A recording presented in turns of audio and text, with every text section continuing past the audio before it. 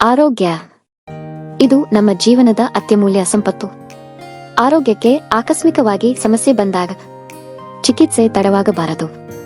ಹಣದ ಚಿಂತೆ ಕೂಡ ಇರಬಾರದು. ಆಸ್ಪತ್ರೆಗೆ ದಾಖಲಾಗುವ ವೇಳೆ ನಿಮ್ಮ ಆರೋಗ್ಯ ರಕ್ಷಾ ಅಥವಾ ಸಂಪೂರ್ಣ ಸುರಕ್ಷಾ ವಿಮಾ ಕಾರ್ಡ್ ಜೊತೆಗೆ ತೆಗೆದುಕೊಂಡು ಹೋಗುವುದು ಅತ್ಯಂತ ಅಗತ್ಯ.